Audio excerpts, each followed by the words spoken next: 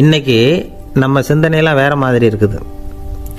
ஒருத்தன் நடுத்தெருவில் உட்காந்து அழுதுகிட்டு இருந்தான். அந்த வழியாக வந்தவர் கேட்டார், ஏன்ப்பா அழற அப்படின்னு கேட்டார். 5 ரூபா சார், இந்த இடத்துல விழுந்துட்டுது, ரொம்ப நேரமாக தேடுறேன், கிடைக்காது போல இருக்கு அப்படின்னா. எப்போ தொலைஞ்சுது அப்படின்னு கேட்டார். அது எனக்கு தெரியாது சார், பணத்தை தொலைச்சவன் தேடி பார்த்துட்டு போயிட்டான், நான் அவனுக்கு பின்னாடி தேட வந்தவன் அப்படின்னு சொல்லிவிட்டு மறுபடியும் தேட ஆரம்பித்தானா. ஒரு தெருவில் சில சிறுவர்கள் விளையாடிக்கிட்டு இருந்தாங்க. ஏதோ ஒரு உயரமான கல்லை நடுத்தெருவில் வச்சு அதை சுற்றி சுற்றி ஓடி வந்துக்கிட்டு இருக்கிறாங்க. அது என்ன விளையாட்டோ அவங்களுக்கு தான் தெரியும். கொஞ்ச நேரம் அப்படி விளையாடிக்கிட்டு இருந்தவங்க விளையாடி முடித்ததும் அந்த கல்லை நடுத்தெருவில் அப்படியே விட்டுட்டு அவங்கவுங்க வீட்டுக்கு ஓடி போயிட்டாங்க. அதுக்கப்புறம் அந்த வழியாக 2 பெண்கள் பேசிக்கிட்டே வந்தாங்க. பேச்சு சுவாரஸ்யத்தில் நடுத்தெருவில் இருந்த அந்த கல்லை கவனிக்கலை.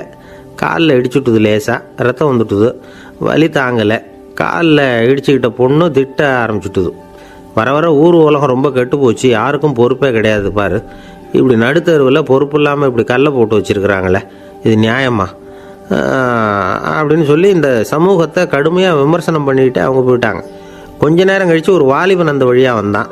அந்த கல்லை பார்த்தான், நின்னான், ஒரு நிமிஷம் யோசனை பண்ணான், என்ன பண்ணலாம்னு பார்த்தான்.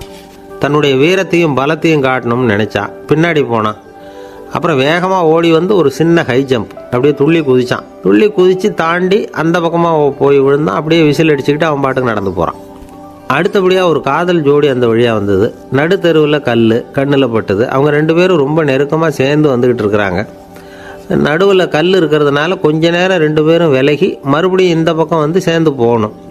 கொஞ்ச நேரம் நாம் பிரிய வேண்டி இருக்குதே அப்படின்னு வருத்தத்தோடு முணுமுணுத்துக்கிட்டே இந்த பக்கம் வந்தாங்க. அதுக்கப்புறம் வழக்கம் போல் சேர்ந்து அவங்க பாட்டுக்கு எதிர்காலத்தை பற்றி கற்பனை பண்ணிக்கிட்டே போயிட்டாங்க. கடைசியாக அந்த வழியாக பார்வை இல்லாத ஒருத்தர் வந்துக்கிட்டு இருக்கார். அவர் கையில் வழக்கமாக வச்சிருக்கிற அந்த ஊன்றுகோல், கையில் இருக்கிற அந்த ஊன்றுகோலால் தனக்கு முன்னாடி அப்படியும் அப்படியே தட்டிக்கிட்டு பார்த்துக்கிட்டே அவர் மெதுவாக நடந்து வந்துக்கிட்டு இருக்கிறார். வழியில் இருக்கிற அந்த கல் தட்டுப்பட்டுது. உடனே நடுத்தெருவில் ஒரு கல் இருக்குங்கிறத அவர் புரிஞ்சுக்கிட்டார். உடனே குனிஞ்சார், அந்த கல்லை தடவி பார்த்து எடுத்தார், தெரு ஓரமாக கொண்டுட்டு போய் போட்டார். அதுக்கப்புறம் அவர் பாட்டுக்கு அவர் வழியில் நடந்து போனார். இப்போது இதில் பல பேர் வந்தாங்க போனாங்க. இவங்களில் பார்வை உள்ளவங்க யார், பார்வை இல்லாதவங்க யார்? இப்படி ஒரு கேள்வி கேட்டால் என்ன பதில் சொல்ல முடியும்? கொஞ்சம் யோசித்து பார்த்தா இன்றைக்கி பல பேர் இப்படி தான் இருந்துக்கிட்டு இருக்கிறோம். ஒரு ஆள் பார்க்குறதுக்கு பெரிய மனுஷன் மாதிரி இருக்கார். ஒரு தெரு வழியாக நடந்து வந்துக்கிட்டு இருந்தார். இருட்டு நேரம். வழியில் ஒரு பெரிய கல் கிடந்தது, கருங்கல். பார்த்தார், கொஞ்ச நேரம் யோசித்தார். போய் தூக்கி பார்த்தா ரொம்ப கனமாக இருந்தது. இன்னொரு ஆள் சேர்ந்தாதான் தூக்க முடியும்.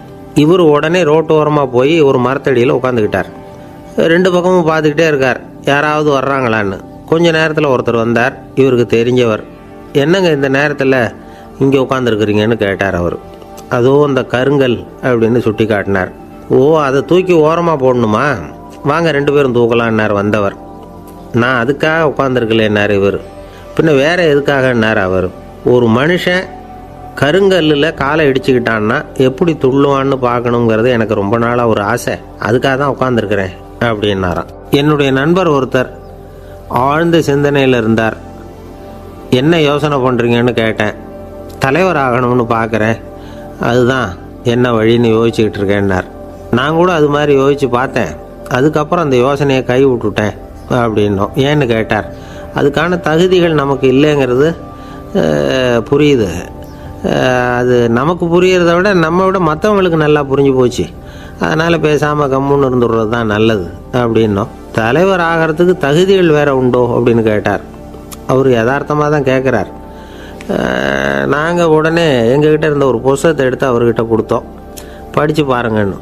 தலைவர் ஆகிறதுக்கு என்ன வழி அப்படிங்கிறத பற்றி அதில் போட்டிருக்கிறாங்க. முதல் வழி என்ன தெரியுமா? ஒரு 4 பேர் முன்னாடி இல்லைன்னா ஒரு கூட்டத்துக்கு முன்னாடி நீங்கள் பேச போகிறீங்க. அப்போ எப்படி ஆரம்பிக்கணும்னா, உண்மையான புகழ்ச்சி, நேர்மையான பாராட்டு, இதோடு ஆரம்பிக்கணும். எடுத்ததுமே அது சரியில்லை இது சரியில்லைன்னு பேசிகிட்டு இருக்கக்கூடாது. மக்களை பார்த்து நீங்கள் தான் தப்பு பண்ணிவிட்டீங்க அப்படின்னு நேரடியாக சொல்லக்கூடாது. தவறு இருந்தாலும் அதை மறைமுகமாக ஏதாவது கதை சொல்லி அதிலிருந்து அவங்க புரிஞ்சுக்கிற மாதிரி செய்யணும். அடுத்தவங்க பண்ண தப்பு என்னன்னு அலசறதுக்கு முன்னாடி நீங்கள் பண்ணின தப்பு என்னங்கிறத பற்றியே பேசுங்க. எதுக்கும் நேரடியாக உத்தரவு போட்டுக்கிட்டு இருக்கக்கூடாது. இதை நீங்கள் செய்யணும் அப்படின்னு சொல்கிறதுக்கு பதிலாக நீங்கள் இப்படி செஞ்சால் எப்படி இருக்கும் அப்படின்னு கேள்வி மாதிரி கேட்கணுமா. இப்படி கேட்டால் அது உத்தரவு மாதிரி தெரியாதான். அடுத்தவங்க மரியாதையை காப்பாற்றுறது மாதிரி பேசணுமா. உங்கள் பேச்சு இன்னொருத்தரை அவமானப்படுத்துறது மாதிரி இருக்கக்கூடாதான். ஏன்டா இவங்கிட்ட போய் மாட்டிக்கிட்டோம்னு யாரும் நினச்சிடக்கூடாது. ஒவ்வொரு சின்ன வளர்ச்சியையும் பாராட்டணும். வெற்றி சாதாரணமாக இருந்தாலும் பாராட்டாமல் இருந்துடக்கூடாது. பாராட்டும் பொழுது தாராளமாக இருக்கணும். குறை சொல்லும் பொழுது கவனமாக இருக்கணும். வாய்க்கு வந்தபடி பேசிவிட்டா அதுக்கப்புறம் வகையாக மாட்டிக்கிட்டு முழிக்க வேண்டியிருக்கும். நீங்கள் பேசுகிறது இன்னொருத்தருக்கு ஒரு கௌரவத்தையும் மரியாதையும் உண்டு பண்ணுறது மாதிரி இருக்கணும். நீங்கள் பேசுகிறது அடுத்தவங்களுக்கு இருக்கிற கொஞ்ச நெஞ்ச மரியாதையும் எடுத்து விடுறது மாதிரி இருக்கக்கூடாது. உங்கள் பேச்சை கேட்டால் கேட்குறவங்களுக்கு ஒரு ஊக்கம் வரணும், உற்சாகம் வரணும். தவறு எதுவாக இருந்தாலும் அதை சுலபமாக திருத்திக்கலாம், சரி பண்ணிக்கலாங்கிறது மாதிரி இருக்கணும் உங்கள் பேச்சு. அடுத்தவங்களை சந்தோஷப்படுத்துங்க. உங்கள் யோசனையை கேட்டு நடந்துக்கிறதுனால அந்த சந்தோஷம் அவங்களுக்கு கிடைக்கணும். இந்த தகுதியெல்லாம் உங்ககிட்ட இருந்தால் நீங்கள் ஒரு சிறந்த தலைவராகலாம் அப்படின்னு அந்த புஸ்தகத்தில் போட்டிருக்கு. இந்த காலத்தில் தலைவர் ஆகிறதுக்கு வேறு சில தகுதிகள்லாம் கூட தேவைப்படுது. ஒரு புள்ள தன்னுடைய அப்பா கிட்ட, அப்பா உன்ன மாதிரியே நானும் அரசியலில் சேரணும், தலைவர் ஆகணும்னு ஆசைப்படுறேன், இன்னையிலேருந்து எனக்கு அரசியல் பாடம் கற்றுக் கொடு அப்படின்னு கேட்டிருக்கான். அவரும் சரின்னு சொல்லிவிட்டு ஒரு பெரிய ஏணியை எடுத்துகிட்டு வந்தாராம். ஒரு செவுத்தில் சாத்தினார். இந்த ஏணியில் ஏறி உயர போய் அங்கே பரன் மேலே இருக்கிற ஒரு புத்தகத்தை எடுத்துகிட்டு வாடான் இருக்கார். மகனை பார்த்து, அப்பா ஏணி ரொம்ப உயரமாக இருக்குது, நீ ஜாக்கிரதையாக இதை பிடிச்சிக்கோ, நான் ஏறி போகிறேன் அப்படின்னு நான் பையன். பயப்படாத, நான் பார்த்துக்கிறேன்னார் அப்பா. பையன் ஏணியில் ஏறினா உச்சிக்கு போனதும் அப்பா கையை எடுத்துட்டார். ஏணி அப்படியே சரிஞ்சுட்டுது. பையன் பொத்துன்னு கீழே விழுந்துட்டான். இடுப்பை பிடிச்சிக்கிட்டு எழுந்திரிச்சான். என்னப்பா இது, இப்படி என்னை ஏற விட்டுட்டு கையை விட்டுட்டியே, இப்படி கை விடலாமா அப்படின்னு கத்தியிருக்கான். அப்பா நிதானமாக சொன்னாராம், அவசரப்படாதேப்பா, அரசியலில் இதுதான் முதல் பாடம், பெத்த அப்பனாக இருந்தாலும் அவனை நம்பாதே அப்படின்னு உபதேசம் பண்ண ஆரம்பித்தார். அன்பாக இருக்கணும்னு அநேக பெரியவங்க சொல்லியிருக்கிறாங்க. நாமளும் அதை கேட்டுவிட்டு அன்பு காட்டுறதுக்கு தயாராக தான் இருக்கிறோம். அதை வாங்கிறதுக்கு தான் ஆளை காணும். இருந்தாலும் அன்பில் எத்தனையோ வகை உண்டு. அதை சரியாக புரிஞ்சுக்கிட்டு அதுக்கப்புறம் அன்பு காட்ட ஆரம்பிக்கணும். வகையை புரிஞ்சிக்காமல் அன்பு காட்டினா வம்புல மாட்டிக்க வேண்டியது தான். அன்புன்னா சாதாரணமாக நினச்சி விடாதீங்க. அதில் எவ்வளோ விதம் தெரியுமா? இரக்கம், கருணை, காருண்யம், பந்துத்துவம், பட்சம், பாசம், நேசம், விசுவாசம், அபிமானம், காதல், பக்தி, இப்படி பல விதமாக அதை பற்றி சொல்லி வச்சுருக்கிறாங்க பெரியவங்க. இந்த வார்த்தைகள்லாம் நாம் கேள்விப்பட்டது தான். இருந்தாலும் அதுகளுக்குள்ளே என்ன வித்தியாசம்னு கேட்டால் சரியாக சொல்ல தெரியாது. அதனால் இந்த வார்த்தைகளுக்கெல்லாம் பெரியவங்க என்ன விளக்கம் சொல்கிறாங்கன்னு இப்போ பார்க்கலாம். எளியவர்கள் மேலே செலுத்துகிற அன்பு இருக்கு பாருங்கள், அதுக்கு இரக்கம்னு பேர். அறிவு பலம், சரீர பலம், இது ரெண்டும் இல்லாதவங்க மேலே, அதாவது வலிமையற்றவர்கள் மேலே செலுத்துகிற அன்பு இருக்கு பாருங்கள், அதுதான் கருணை. எறும்புலேருந்து யானை வரைக்கும் சகல ஜீவராசிகள் மேலேயும் காட்டுற அன்புக்கு காருண்யம்னு பேர், ஜீவகாருண்யம். சிவி சக்கரவர்த்தி காட்டின அன்பு இந்த ரகம். உறவினர்கள், சொந்தக்காரங்க, அவங்க வசதியாக இருந்தாலும் வறுமையில் இருந்தாலும் வித்தியாசம் இல்லாமல் காட்டுற அன்பு இருக்கு பாருங்க, அதுக்கு பேர் பந்துத்துவம். ஒரு எஜமானன் வேலையாள்கிட்ட காட்டுற அன்பு இருக்கு பாருங்க, அதுக்கு பேர் தான் பட்சம். அவனும் தன்னை மாதிரி மனுஷன்தாங்கிற நினைப்பு வேணும். ஒரு தாய் தன்னுடைய குழந்தை மேலே, ஒரு குழந்தை தன்னுடைய தாய் மேலே செலுத்துகிற அன்புக்கு பாசம்னு பேர். ஈருடல் ஓர் உயிர்னு நினைக்கிறது இது. ராமரும் கௌசலையும் இதுக்கு உதாரணம். தம்மை ஒத்த நண்பர்கள் கிட்ட செலுத்துகிற அன்புக்கு நேசம்னு பேர். வயசு, செல்வம், அந்தஸ்து, இந்த வித்தியாசமெல்லாம் பார்க்காம அவங்க சுக துக்கத்தில் சமபங்கு எடுத்துக்கிறது இது. கிருஷ்ணன் குசேலர்கிட்ட காட்டினது இந்த ரகம். வேலை செய்கிறவன் முதலாளிகிட்ட காட்டுற அன்புக்கு விசுவாசம்னு பேர். தேசத்து மேலேயும் தாய்மொழி பேர்லையும் செலுத்துகிற அன்புக்கு அபிமானம்னு பேர். தேசாபிமானம்னு சொல்கிறோமே, இதுதான். ஒரு கணவன் மனைவி பேரில் காட்டுற அன்புக்கு காதல்னு பேர். கடவுள் பேரில் செலுத்துகிற அன்புக்கு பக்தின்னு பேர். இப்படி அன்புல பல ரகம் இருக்கிறப்போ அதில் உள்ள வித்தியாசம் தெரியாமல் இடம் மாற்றி அன்பு காட்டினா இடைஞ்சல் தான். சரி, இந்த அன்பை பற்றி விஞ்ஞானம் என்ன சொல்லுது தெரியுமா? இதயத்தை பாதுகாக்கிறதுக்கு முக்கியமாக தேவைப்படுற ஒன்று இந்த அன்பு தான்னு சொல்லுது. நெதர்லாந்து விஞ்ஞானிகள் இதை ஆராய்ச்சி பண்ணியே கண்டுபிடிச்சிருக்கிறாங்க. கொஞ்சம் முயல் குட்டிகளை 2 பிரிவாக பிரித்தாங்க. 2 குரூப்புக்கும் கொழுப்பு அதிகமாக உள்ள ஆகாரத்தையே கொடுத்துக்கிட்டு வந்தாங்க. ஆனால் ஒரு குரூப்புக்கு வெறுமன ஆகாரத்தை கொடுத்ததோடு சரி, இன்னொரு குரூப்பு முயல்களுக்கு ஆகாரம் கொடுத்ததோடு நிறுத்திக்கல. அதுக்கு முன்னாடி கூண்டுகளை திறந்து விட்டு முயல்களை கொஞ்ச நேரம் எடுத்து கொஞ்சி விட்டு அதுக்கப்புறமா ஆகாரம் கொடுத்தாராம் ஆராய்ச்சியாளர். இந்த குரூப்புக்கு இதய பாதிப்பு 60% குறைச்சலாக இருந்துதான். சில நோயாளிகளுக்கு ஹார்ட் அட்டாக் வந்தாலும் அதை தாங்கிக்கிட்டு குணமாகிற சக்தி அதிகமாக இருக்குது. இது எப்படின்னு ஆராய்ச்சி பண்ணி பார்த்துருக்குறாங்க. அவங்கெல்லாம் மனைவி தன் பேரில் ரொம்ப அன்பாக இருக்கிறதாக நினைக்கிறவங்களாம் இருக்கிறாங்களாம். இதய நோயாளிகள் பல பேரை சந்தித்து இதய நோய் ஏற்பட என்ன காரணம்னு கேட்டிருக்கிறாங்க. அவங்க சொன்ன காரணம்லாம் சாப்பாடு சம்மந்தமாக இல்லையா, மனைவி அன்பா இல்லை, இப்படிப்பட்ட காரணத்தை தான் சொல்கிறாங்களாம். அதனால் இதயத்தை பாதுகாக்கணும்னு நினைக்கிறவங்க அடுத்தவங்க அன்பாக இருக்கிறது மாதிரி பார்த்துக்குங்க, அதுதான் முக்கியம். ஒருத்தர் முகம் பூரா பிளாஸ்டரி போட்டுக்கிட்டு வந்தார். ரொம்ப கோபமாக, என்னங்க ஆச்சுன்னு விசாரித்தேன். எல்லாம் உங்களால் தான் சார்னார். விவரமாக சொல்லுங்களேன். என்ன, உங்கள் தகவலை கேட்டுட்டு ஒரு பூனைக்குட்டியை கையில் எடுத்தேன் அன்பாக அதை தடவி கொடுக்கறதுக்காக. ஆனால் அது முந்திக்கிட்டது, அது என் முகத்தை தடவி கொடுத்துட்டுது, முகம் பூரா நகை கீறல், அதுதான் இப்படி அப்படின்னார். அன்புல அறிவு சேராததுனால வந்த கோலை. அவர் ஒரு பெரிய குடும்பத்தில் பிறந்தவர். இருக்கிற சொத்துக்கள் எல்லாத்தையும் வாரி வழங்கிவிட்டு காட்டுக்கு புறப்பட்டார் தவம் செய்யறதுக்காக. இருந்தது பூராவும் கொடுத்துட்டார். இனிமேல் எதுவுமே இல்லை கொடுக்கறதுக்கு. அப்போது கடைசியாக ஒருத்தன் வந்து கையை நீட்டினான். ஐயா ஏதாவது கொடுங்கன்னா. அவர் பார்த்தார். கட்டியிருக்கிற வேட்டியை தவிர வேறு எதுவுமே இல்லை. 8 முழம் பட்டு வேட்டி ஜரிகை கரையோடு இருக்குது. கடைசியாக அதை தான் எடுத்து கட்டிக்கிட்டு அவர் புறப்பட்டுக்கிட்டு இருக்கிறார். அவர் பார்த்தார், எதிரில் அவன் பரிதாபமாக நின்றுக்கிட்டு இருக்கிறான். அந்த 8 முழ வேட்டியை 2ஆக கிழிச்சார். 4 முழத்தை அவங்ககிட்ட கொடுத்துட்டு மீதி 4 முழத்தை தன்னுடைய இடுப்பில் கட்டிக்கிட்டு அவர் காட்டுக்கு போயிட்டார். இவன் என்ன பண்ணான் தெரியுமா, கையில் கிடைச்ச 4 முழத்தை எடுத்துக்கிட்டு கடை வீதிக்கு போனான். பழைய பட்டு வேட்டி ஜருகை இதெல்லாம் விலைக்கு வாங்குற வணிகர் ஒருத்தர் இருந்தார். அவர்கிட்ட போனான். இதை விலைக்கு எடுத்துக்கிறீங்களான்னு கேட்டான். அவர் வாங்கி பார்த்தார். ஆகா, ரொம்ப அருமையான வேட்டி, விலை வசந்த ஜருகை, இது ஏது உனக்குன்னு கேட்டார். அவன் நடந்ததை சொன்னான்.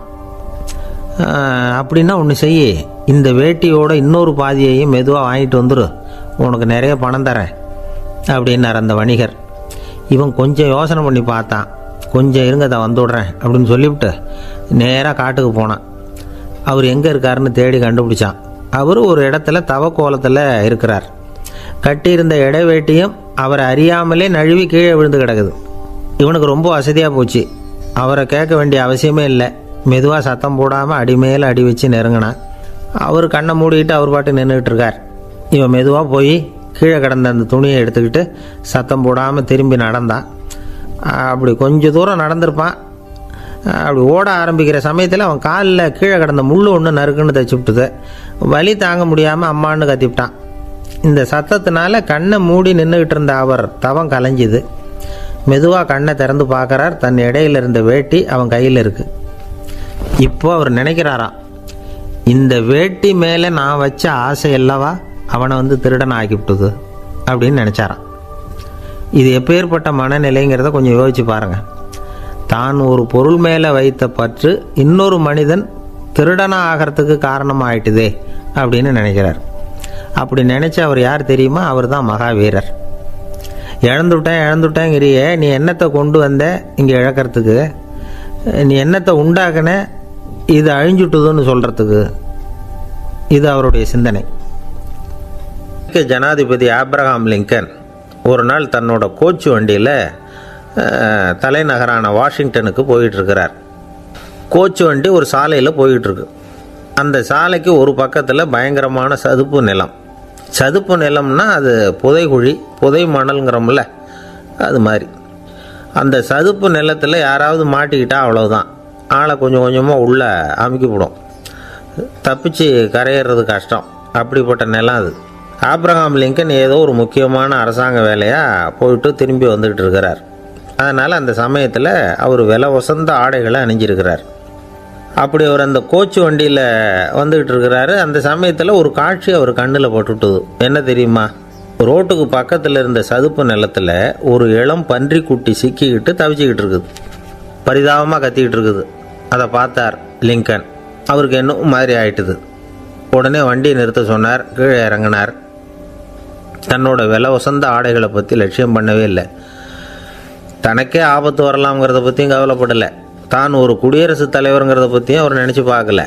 நேராக அந்த சதுப்பு நிலம் பக்கமாக போனார். அந்த சேத்துல இறங்கி பன்றிக்குட்டியை காப்பாற்றி கரைக்கு கொண்டுட்டு வந்து சேர்த்துட்டார். அதுக்கப்புறம் நிம்மதியாக கோச்சு வண்டியில் ஏறி வெள்ளை மாளிகைக்கு வந்து சேர்ந்தார். ட்ரெஸ்ஸு உடம்பு பூரா சேறு சகதி. பார்க்குறவங்களுக்கெல்லாம் ஆச்சரியமாக போச்சு. அவங்களுக்கு ஒன்றும் புரியல. இவர் நேராக ட்ரெஸ்ஸு மாற்றிக்கிறதுக்காக போனார். கோச்சு வண்டி ஓட்டிகிட்டு வந்தவங்கிட்ட போய் எல்லோரும் கேட்டாங்க என்ன ஆச்சு அப்படின்னு. அவர் வர்ற வழியில் நடந்த விவரத்தை சொன்னார். ஆபிரகாம் லிங்கனுடைய இந்த இறக்க குணத்தை எல்லாரும் பாராட்டினாங்களாம், புகழ்ந்தாங்களாம். ஆனால் இதுக்கு லிங்கன் என்ன பதில் சொன்னார் தெரியுமா? தயவு பண்ணி இந்த புகழ்ச்சியான பேச்சையெல்லாம் ஒதுக்குங்க, அதெல்லாம் வேணாம். அந்த சின்ன பிராணி சகதியில் மாட்டிக்கிட்டு துடிச்சிக்கிட்டு இருந்தது, அதை பார்த்தேன். உடனே என்னுடைய இதயத்தில் ஒரு முள் தைச்சது மாதிரி ஒரு உணர்வு. அந்த முள்ளை பிடுங்கி எறிஞ்சேன், அவ்வளவுதான். உண்மையில் அந்த பிராணிக்கு நான் உதவினேங்கிறத விட எனக்கு ஏற்பட்ட இன்னலை போக்கிட்டேன் அப்படிங்கிறது தான் உண்மை. அதுதான் பொருத்தம். அப்படி இருக்கிறப்போ இதில் புகழறதுக்கு என்ன இருக்குது அப்படின்னார் ஆபிரகாம் லிங்கன். எவ்வளவு யதார்த்தமான வார்த்தைகள் பாருங்கள். இந்த காலத்தில் நம்மளையும் பல பேர் அப்படி உண்டு. நீச்சல் தெரியாத ஒரு ஆள் தண்ணியில் இறங்கிட்டான். தண்ணி ஆழங்கிறது அப்புறமா தான் தெரிஞ்சுது. தத்தளிக்க ஆரம்பிச்சுட்டான். வாழ்னு கத்துறான். கரையில் நின்றுக்கிட்டு இருந்த ஒருத்தர் இதை பார்த்தார். உடனே அவருக்கு இதயத்தில் முள் தைச்சது மாதிரி ஒரு உணர்வு. உடனே குபீர்னு தண்ணியில் பாய்ஞ்சார். அவரை காப்பாற்றி கரைக்கு கொண்டுட்டு வந்து சேர்த்தார். இதை பார்த்துக்கிட்டு இருந்த இன்னொருத்தர் காப்பாற்றின அந்த ஆளை பாராட்டி புகழ்ந்தார். என்ன புகழாதீங்க சார் அப்படின்னார் அவர். ஏன்னு கேட்டார் இவர். நான் அந்த ஆளை ஏன் காப்பாற்றினேன் தெரியுமா? அவன் நேற்றுக்கு என்கிட்ட 300 ரூபா கடன் வாங்கியிருக்கிறான். இவன் தண்ணியில் போட்டான்னா நான் கொடுத்த கடனும் தண்ணியில் போடும். அதனால தான் விழுந்து காப்பாற்றினேன் அப்படின்னா அந்த ஆள். ஒருத்தர் ரொம்ப அவசரமாக போய்கிட்டு இருந்தார். எங்கே சார் போகிறீங்கன்னு கேட்டோம். எனக்கு வேண்டியப்பட்ட ஒருத்தருக்கு குழந்தை பிறந்திருக்கிறதாக செய்தி வந்திருக்கு, அதுதான் ஆஸ்பத்திரிக்கு போயிட்டுருக்கேன், பார்த்துட்டு வரலாம்னு அப்படின்னார். அப்படின்னா கொஞ்சம் இப்படி உட்காருங்க அப்படின்னோம். சில விவரம்லாம் சொல்கிறேன், கேட்டுக்கிட்டு போங்க அப்படின்னோம். உட்காந்தார். அப்புறம் சொல்ல ஆரம்பித்தோம். புதுசாக பிறந்திருக்கிற ஒரு குழந்தைய பார்க்க போகிறதுன்னா அது சாதாரண விஷயம் இல்லை. அதில் ரொம்பவும் கவனமாக நடந்துக்கணும். புது குழந்தைக்கு நோய் சுலபமாக தொற்றும். முக்கியமாக காற்று மூலமாக பரவுகிற நோய்கள் சுலபமாக வந்துடும். அதனால் நமக்கு உடம்பு சரியில்லைன்னா குழந்தைய விட்டு கொஞ்சம் தள்ளியே இருக்கிறது தான் நல்லது. பெரியவங்களை பொறுத்த வரைக்கும் சாதாரணமாக உள்ள ஒரு கிருமி கூட குழந்தைய பொறுத்த வரைக்கும் ரொம்ப மோசமான ஒரு கிருமியாக இருக்கும். சில வெளிநாடுகளில் எப்படி தெரியுமா?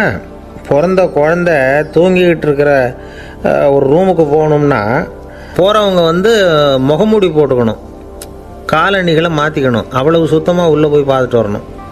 பொதுவாக சில ஆஸ்பத்திரிகளில் பார்த்திங்கன்னா பார்வையாளர்கள் நேரத்தில் விசிட்டிங் ஹவர்ஸ் தாயை விட்டு குழந்தைய தனியாக பிரித்து வச்சுருவாங்க.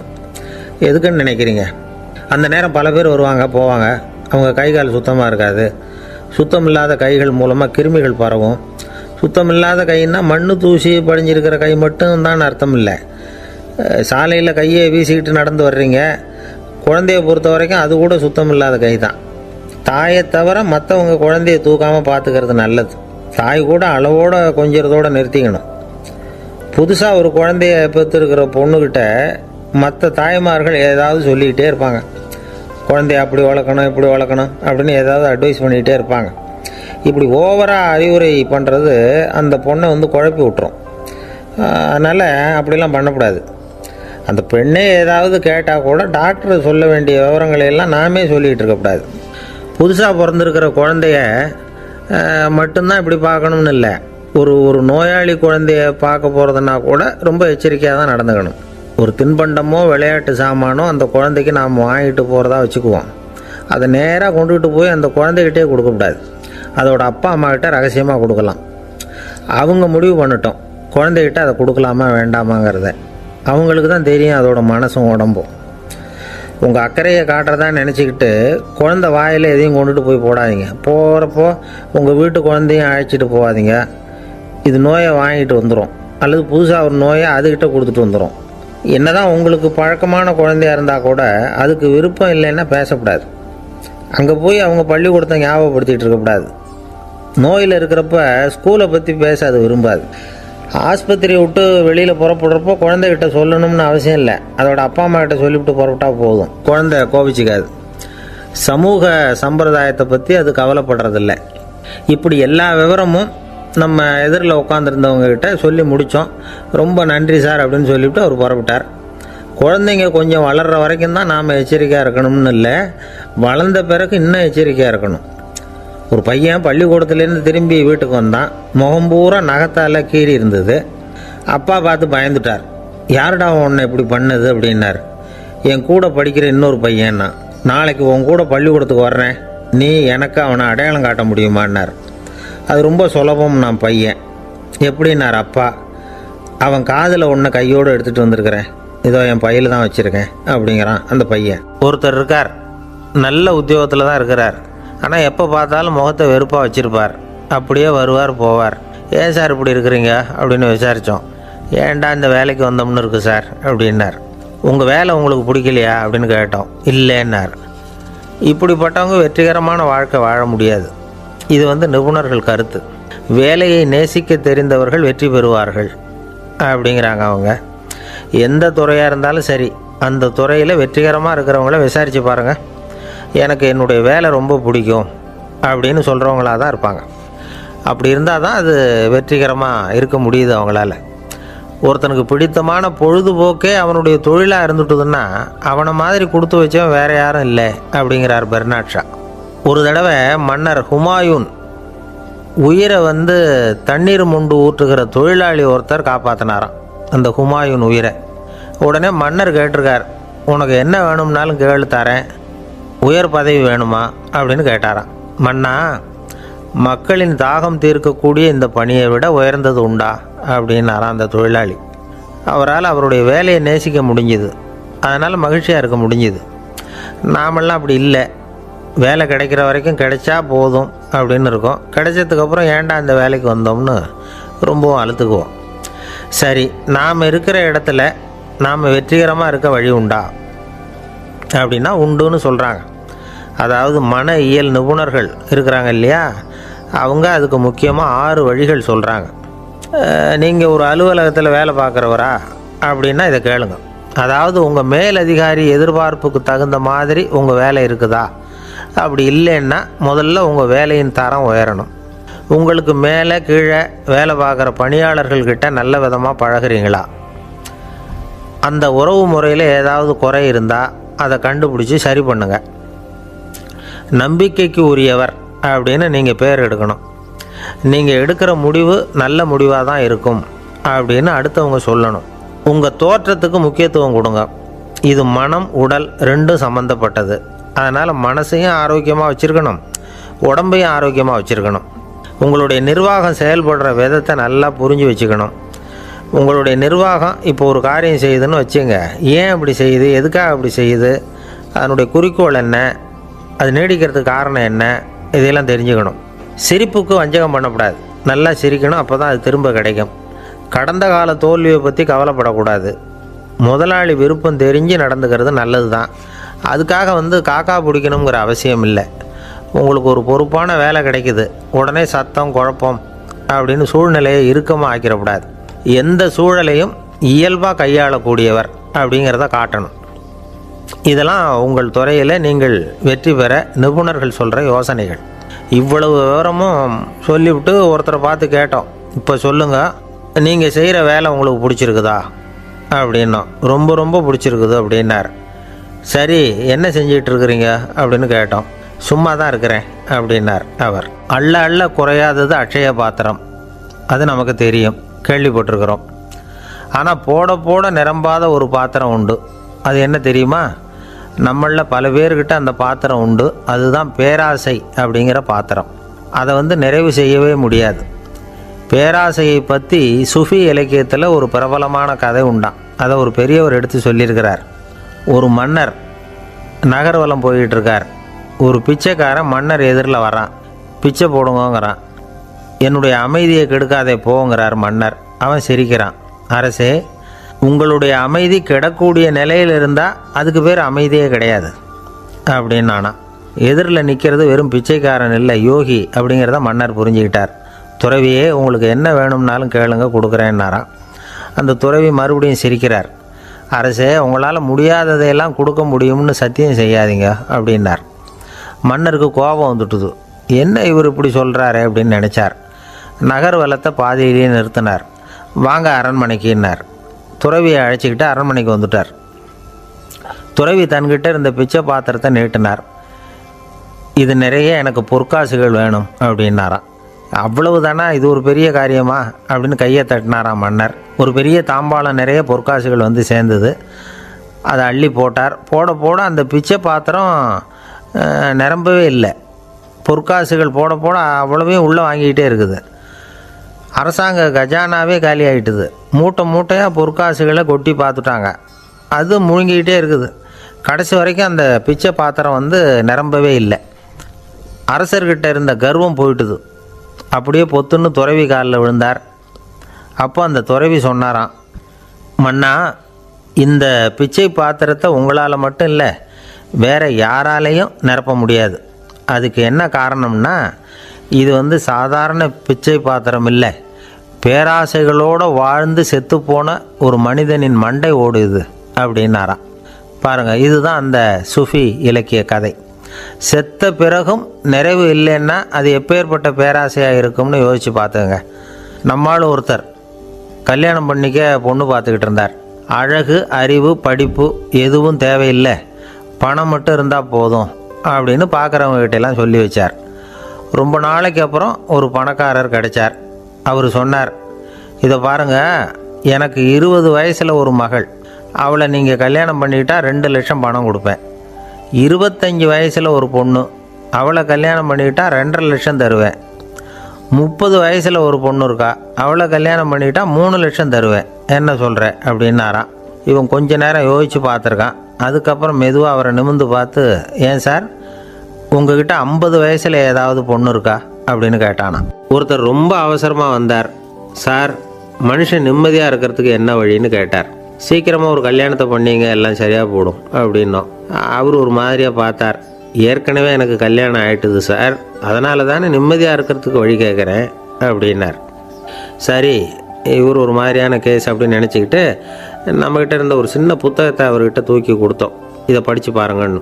கல்யாணத்துக்கு பிறகும் சந்தோஷமாக இருக்கிறதுக்கு என்ன வழி அப்படிங்கிற கேள்விக்கு அந்த புத்தகத்தில் விளக்கம் இருந்தது. கணவன் மனைவிக்குள்ளே சிக்கல் வராமல் இருக்கிறதுக்கு அதில் சில வழிகளை சொல்லி கொடுத்துருக்குறாங்க. அதெல்லாம் என்னென்ன அப்படிங்கிறத இப்போ பார்க்கலாமா? குடும்பம்னு இருந்தால் கோபம் வரதான் செய்யும். அது வந்துட்டு போட்டும் பரவாயில்ல. ஆனால் அந்த கோபம் ஒரே நேரத்தில் 2 பேருக்கும் வந்துடாமல் பார்த்துக்கணும். ஒரு சமயத்தில் யாராவது ஒருத்தர் தான் கோபப்படணும், அடுத்தவங்க அமைதியாக இருக்கணும். அதுக்கப்புறம் இவர் அமைதியான உடனே அவங்க ஆரம்பிச்சிக்கலாம். கோபமாக ஏதாவது சொன்னால் உடனே கோபமாக பதில் சொல்லக்கூடாது. கொஞ்சம் பொறுத்து கோபம் தீர்ந்த உடனே அந்த பதிலை சொல்லலாம். அப்போ பதில் கோபமாக இருந்தால் கூட அது அவ்வளோ பெருசாக தெரியாது. அற்ப விஷயத்துக்கெல்லாம் காய்ச்சி மூச்சுன்னு கத்திக்கிட்டு இருக்கக்கூடாது. உங்கள் 2 பேருக்குள்ளே ஒரு தர்க்கம் ஆரம்பமாயிட்டுதுன்னு வச்சுக்கோங்க. கடுமையாக 2 பேரும் விவாதம் பண்ணுறீங்க. உங்களில் ஒருத்தர் இதில் ஜெயிக்கணும்னா அது நீங்களாக இருக்க வேணாம், அடுத்தவங்க ஜெயிக்கிறதுக்கு நீங்கள் துணையாக இருங்களேன். அப்படின்னா நீங்கள் கொஞ்சம் விட்டு கொடுக்கணும், அவ்வளவுதான். ஏதாவது குத்தம் சொல்லணுமா, செஞ்ச தப்பை சுட்டி காட்டணுமா, விமர்சனம் பண்ணணுமா, பண்ணுங்க, வேணான்னு சொல்லலை. ஆனால் சொன்னதை அப்படி சொல்கிறத வந்து கொஞ்சம் அன்பாக இதமாக சொல்லுங்கள். எப்போ நடந்த தவறுகளையெல்லாம் இப்போ போய் மறுபடியும் ஞாபகப்படுத்திகிட்டு இருக்க வேண்டாம். நான் அப்போவே சொன்னேன் இந்த புடவை வேணாம்னு, நீங்கள் தான் கேட்கல, இப்போ பாருங்கள் கிழிஞ்சு போச்சு இப்படின்னு கத்துனாங்க ஒரு அம்மா. எப்போ சொன்னீங்கன்னு கேட்டால் ஒரு 10 வருஷத்துக்கு முன்னாடி தீபாவளி சமயத்தில் அப்படிங்கிறாங்க. அது என்ன இன்னும் அப்படியே புதுசாகவே இருக்கும்? உங்களுக்கு அவர் தான் பெருசு, அவருக்கு நீங்கள் தான் பெருசு. அதை விட இந்த உலகத்தில் வேறு எதுவும் முக்கியம் இல்லைன்னு நினைக்கணும். நீ தான் என்னுடைய உலகம்னு எத்தனை தடவை சொல்லியிருப்பீங்க? அதெல்லாம் வெறும் வசனமாக போயிடக்கூடாது. ஏதாவது ஒரு பிரச்சனையை பற்றி கடுமையாக விவாதம் பண்ணிக்கிட்டு இருக்கீங்க, அதை அப்படியே பாதியில் விட்டுட்டு படுக்கைக்கு போயிடக்கூடாது. சுச்சத்தை நாளைக்கு பேசிக்கலாம்னு. அப்படி போனால் தூக்கம் வராது. பிரச்சனையை ஒரு முடிவு பண்ணிக்கிட்டு அதுக்கப்புறமா தூங்க போகணும். ஒரு நாளில் ஒரு தடவையாவது உங்கள் ஜோடியை பாராட்டி நல்ல விதமாக கனிவாக ஒரு வார்த்தை சொல்லணும் அப்படின்னு தீர்மானம் பண்ணிங்க. ஏதாவது தப்பு பண்ணிவிட்டீங்கன்னா பரவாயில்ல, அதை ஒத்துக்கிறதுக்கும் மன்னிப்பு கேட்குறதுக்கும் தயாராக இருக்கணும். அது ஒன்றும் கேவலம் கிடையாது. வீட்டுக்குள்ளே தானே கேட்க போகிறீங்க, வெளியில் யாருக்கு தெரிய போகுதோ? எப்படியோ உங்களுக்குள்ளே ஒரு சமரசம் ஆனால் சரிதான். ஒரு தகராறுன்னு எடுத்துக்கிட்டால் குறைஞ்சபட்சம் அதுக்கு 2 பேர் தேவை. தனியாகவே உட்காந்துக்கிட்டு நான் இப்போ தகராறு பண்ணிகிட்டு இருக்கிறேன் அப்படின்னு யாரும் சொல்ல முடியாது. 2 பேர் தகராறு பண்ணுறாங்கன்னா பொதுவாக அந்த 2 பேரில் யார் அதிகமாக பேசுகிறாங்களோ அவங்க பேரில் தான் தப்பு இருக்கும். அதை மனசில் வச்சுக்கணும். இதெல்லாம் தான் அந்த புத்தகத்தில் போட்டிருக்கிற வழிமுறைகள். இவ்வளவும் சரியாக வரலைன்னா அப்புறமா சொல்லுங்கள், வேறு புத்தகம் ஏதாவது இருக்கான்னு தேடுவோம். ஒரு கணவன் தன்னுடைய மனைவியை அழைச்சிக்கிட்டு ஒரு மனோதத்துவ டாக்டர்கிட்ட வந்தாராம். டாக்டர், எங்களுக்கு கல்யாணம் ஆகி 30 வருஷ காலமாக நாங்கள் ஒரு விஷயத்தில் கூட ஒத்து போனதில்லை அப்படின்னு ஆரம்பித்தார். உடனே அந்த அம்மா குறுக்கிட்டு, அது 30 வருஷம் இல்லை 32 வருஷம் அப்படின்னாங்களாம். சில பேரை இப்படி சொல்கிறது உண்டு. அடுத்தவங்களை அனுசரித்து நடந்துக்க தெரியல, அவன் என்ன சார் மனுஷன் அப்படிம்பாங்க. சக மனிதர்களோடு எப்படி பழகிறது அப்படின்னு தெரியாதனாலேயே பல பேர் இன்றைக்கி சங்கடப்பட்டுக்கிட்டு இருக்கிறாங்க. வசதி வாய்ப்பெல்லாம் சரியாக இருக்கும், ஆனால் வாழ்க்கை சரியாக இருக்காது. இன்னொருத்தர்கிட்ட எப்படி பேசுறது பழகிறதுங்கிறது தெரியாதனால தான் இந்த அவஸ்தை. சரி, இந்த அவஸ்தை இல்லாமல் வாழறது எப்படி? இதுக்கு அனுபவசாலிகள் சில வழிமுறைகளை சொல்கிறாங்க. அதெல்லாம் என்னென்னங்கிறத இப்போ தெரிஞ்சுக்குவோம். முதல்ல நம்ம நாக்கு நம்ம கண்ட்ரோலில் இருக்கணும். வார்த்தைகளை கொட்டிவிட்டு அதுக்கப்புறம் அள்ள முடியாமல் கடந்து கஷ்டப்படக்கூடாது. எப்படி பேசுகிறோங்கிறதும் முக்கியம், பேசுகிறப்ப எப்படி முகத்தை வச்சுருக்கிறோங்கிறதும் முக்கியம். அன்பாக பேசினாலும் நல்லாயிருக்கும். அப்படி பேசுகிறப்ப ஆதரவாக அவர் தோள் மேலே ஒரு கையை போட்டுக்கிட்டு பேசினா இன்னமும் நல்லாயிருக்கும். 2வது விஷயம், இன்னொருத்தர்கிட்ட பேசுகிறப்போ வாக்குறுதிகளை அள்ளி வீசக்கூடாது. கொடுக்குற வாக்குறுதி குறைச்சலாக இருக்கணும். அப்படி கொடுத்த வாக்குறுதியை கண்டிப்பாக நிறைவேற்றணும். நாம் ஒருத்தரை பாராட்டுறோம் அல்லது அவரை பற்றி அபிப்பிராயம் சொல்கிறோம்னா அது ஆக்கப்பூர்வமாக இருக்கணும். நம்ம பாராட்டு அல்லது விமர்சனம் அடுத்தவருடைய முன்னேற்றத்துக்கு உதவுறது மாதிரி இருக்கணும். நாம் சொல்கிறத கேட்டுட்டு அவன் தலையில் கையை வச்சுட்டு உட்காந்துடக்கூடாது. எப்பவும் உற்சாகமாக இருக்கணும், முகம் மலர்ச்சியாக இருக்கணும். மனுஷன் இருந்தால் வருத்தம், கவலை, ஏமாற்றம் எல்லாம் இருக்க தான் செய்யும். அதெல்லாம் மனசில் இருக்கட்டும். அந்த வருத்தமும் கவலையும் ஏமாற்றமும் சேர்ந்துக்கிட்டு நம்ம முகத்தில் இருக்கிற மலர்ச்சியை மூடி மறைக்கிறதுக்கு நாம் இடம் கொடுத்துடக்கூடாது. எந்த விஷயத்தை பற்றி யாருக்கிட்ட பேசினாலும் வெளிப்படையாக பேசணும், திறந்த மனசோடு பேசணும். மூடி மறைச்சி முன்னு மூழ்கிக்கிட்டு இருக்கக்கூடாது. இன்னொருத்தர்கிட்ட பேசுகிறப்போ விவாதம் பண்ணுங்க, அது தப்பு இல்லை. ஆனால் வாதாடிக்கிட்டு இருக்கக்கூடாது. அதாவது என்ன சொல்கிறாங்கன்னா, டிஸ்கஸ் பண்ணலாம், ஆர்கியூ பண்ணக்கூடாதான். நம்மக்கிட்ட இருக்கிற நல்ல குணங்களை நாம் எடுத்து சொல்லிகிட்டு இருக்கக்கூடாது. அந்த நல்ல குணங்களே நம்மளை பற்றி எடுத்து சொல்லணும். அது மாதிரி நடந்துக்கணும். அதே மாதிரி அடுத்தவங்க கிட்ட உள்ள கெட்ட குணங்களை பற்றி அவசியம் இல்லாமல் நாம் பேச வேண்டியதில்லை. உங்களை பற்றி யாராவது தப்பாக பேசுகிறாங்களா, அப்படி அவங்க பேசுகிறதுல உண்மை இல்லையா அப்படின்னா அதை நீங்கள் பொருட்படுத்த வேண்டியதில்லை, விட்டுடலாம். அது தானாக போயிடும். ஒரு 4-5 பேரோட பேசிக்கிட்டு இருந்தீங்கன்னா எல்லாருக்கும் முக்கியத்துவம் கொடுங்க. யாரையும் அலட்சியப்படுத்தாதீங்க. தமாஷா பேசலாம், ஆனால் அவங்க தமாஷ் அடுத்தவங்களை கேலி பண்ணுறதா இருக்கக்கூடாது. நமக்கு கிடைக்க வேண்டியது கிடைக்கலையே அப்படிங்கிற தவிப்பு நம்மக்கிட்ட இருக்கக்கூடாது. அது தேவையில்லை. உங்கள் செயல்பாடுகள் தெளிவாக இருக்கட்டும். பாராட்டு தானாக அவங்கள தேடிட்டு வரும். இன்னொரு மனுஷனுடைய மனசில் கௌரவமான ஒரு இடத்த பிடிக்கணும்னா நாம் இந்த குணத்தையெல்லாம் நம்மக்கிட்ட வளர்த்துக்கணும். இதெல்லாம் அனுபவசாலிகள் சொல்லியிருக்கிற குறிப்புகள். இந்த குறிப்புகளை சரியாக புரிஞ்சுக்கணும், அது முக்கியம். தப்பாக புரிஞ்சுக்கிட்டா என்ன ஆகும் தெரியுமா? இதை கேளுங்க. ஒருத்தர் வந்தார், சார் அடுத்தவங்க தோள் மேலே கையை போட்டுக்கிட்டு அன்பாக பேசணும்னு சொன்னீங்க, அப்படி தான் பேசினேன்.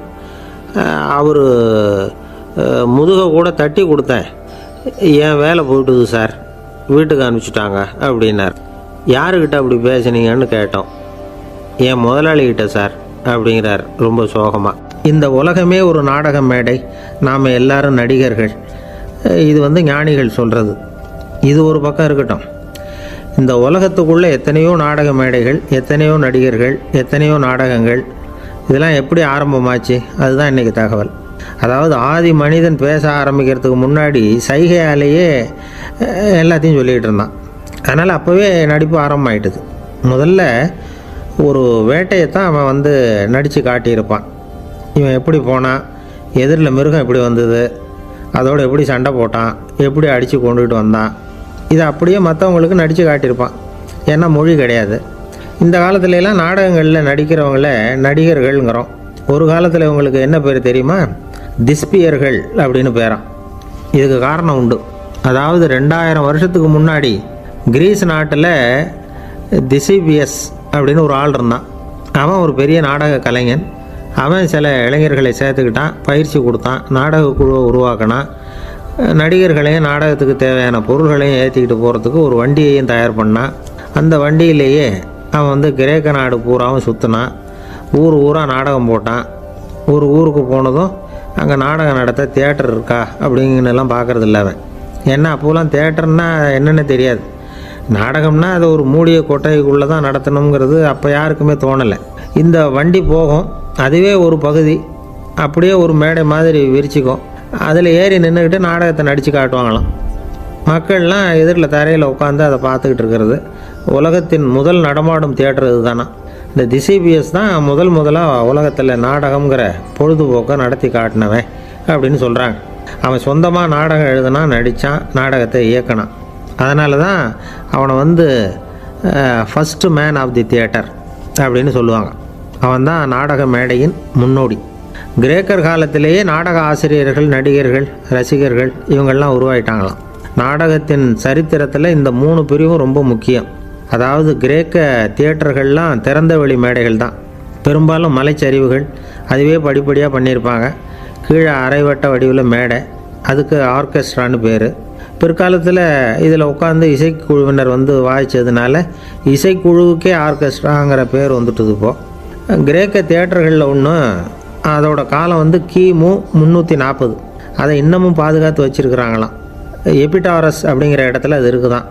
இன்னமும் அந்த தியேட்டரை பயன்படுத்திக்கிட்டு வர்றாங்களாம். சிறந்த கிரேக்க நாடகங்கள்லாம் அங்கே நடிக்கிறாங்களாம். ஆரம்ப காலத்திலேயே கட்டணம் கிடையாது. அப்புறம் பின்னாடி தான் நுழைவு கட்டணம்லாம் அப்படியே வந்துட்டு தான். நடிகர்கள் வந்து பளபளப்பான ஆடைகள் உடுத்தியிருப்பாங்களாம். இந்த குதிகால் உயர்ந்த காலணிகள் போட்டிருப்பாங்களாம். இதெல்லாம் பழைய குறிப்புகள். பலவிதமான உருவங்களில் மாஸ்க் அப்படின்னு சொல்லப்படுற முகமூடி. அதனால் ஒரே நடிகர் பல வேடங்களில் நடிக்கிறது உண்டான். ஆரம்பத்தில் பெண் நடிகர்கள் கிடையாது, எல்லாம் ஆண் நடிகர்கள் தான். ரோமானியர்கள் தான் முதல் நிரந்தர நாடக மேடையை கட்டினவங்க. அதுதான் முதல் தியேட்டர். கிமு 1048 காலகட்டத்தில் பாம்பிங்கிற நகரத்தில் அதை கட்டியிருக்கிறாங்களாம்.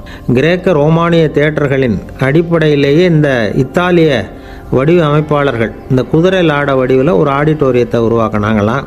இப்படி அதை பற்றி நிறைய தகவல் இருக்குது. 1576 லண்டனில் இந்த வின்ஸ்பர்ரி, அப்புறம் இந்த பில்ட்ஸில், அப்புறம் ஜேம்ஸ் இப்படிங்கிற ஒரு முயற்சியால் தான் இங்கிலாந்தில் முதல் தியேட்டர் உருவாச்சான்.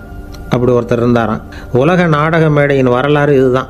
அதாவது இப்போல்லாம் அறிவியல் வளர்ச்சி அதிகமாகிட்டுது. திரைப்படம், தொலைக்காட்சி எல்லாம் வந்தாச்சு. ஒவ்வொரு வீடுமே ஒரு குட்டி தியேட்டர் மாதிரி ஆகிட்டுது. தொலைக்காட்சி முன்னாடி உட்காந்து எழுந்திருக்கவே மனசு வர்றதில்லை. ஒரு அம்மா ஒரு மனோதத்துவ டாக்டரை தேடிட்டு வந்தாங்களாம் இந்த காலத்தில். டாக்டர், எங்கள் வீட்டுக்காரர் எப்போ பார்த்தாலும் டிவி முன்னாடி உட்காந்துக்கிட்டு அதையே வெறிச்சு பார்த்துக்கிட்டு இருக்கிறார், உத்து பார்த்துக்கிட்டு இருக்கார், எனக்கு சந்தேகமாக இருக்குன்னாங்களாம். இது மனக்கோளாறு இல்லைங்க, ஆர்வக்கோளாறு, அவ்வளவுதான், இதுக்காக பயப்படாதீங்கன்னாரான் டாக்டர். அப்படி இல்லை டாக்டர், டிவி ஓடும் பொழுது நாம் எல்லாம் அதை பார்க்குறோம் சரி, ஆனால் அவர் அப்படி இல்லை, டிவியை நிறுத்தினதுக்கு அப்புறமும் அதையே உத்து பார்த்துட்டு உட்காந்துருக்கிறார், அதனால தான் சந்தேகப்பட்டு உங்ககிட்ட வந்தேன் அப்படின்னாங்களாம். ஒரு சின்ன பையன் வந்தான். அவனை பார்த்து ஒரு கேள்வி கேட்டோம். ஏன்ப்பா உங்கள் வீட்டில் அம்மா புத்திசாலியா அப்பா புத்திசாலியா அப்படின்னு. அவன் அலட்சியமாக நம்மளை பார்த்து சிரிக்கிறான். என்ன சார் இது, இந்த காலத்தில் இது கூட தெரியாமல் இருக்கிறீங்களே அப்படிங்கிறான். ஒரு சின்ன பையன் நம்மளை பார்த்து இப்படி கேட்டு விட்டானே அப்படின்னு நினைக்கிறப்போ நமக்கு ஒரு மாதிரி ஆகிடும். அதுக்கப்புறம்தான் இந்த தாத்தா பாட்டிலாம் சொல்கிற ஒரு கதை ஞாபகத்துக்கு வந்தது. அது என்ன கதை தெரியுமா? ஒரு ஊரில் ஒரு அம்மாவும் பிள்ளையும் இருந்தாங்களாம். அந்த மகனுக்கு திடீர்னு தேசாந்திரம் போய் வரணும்னு ஆசை வந்துட்டுது.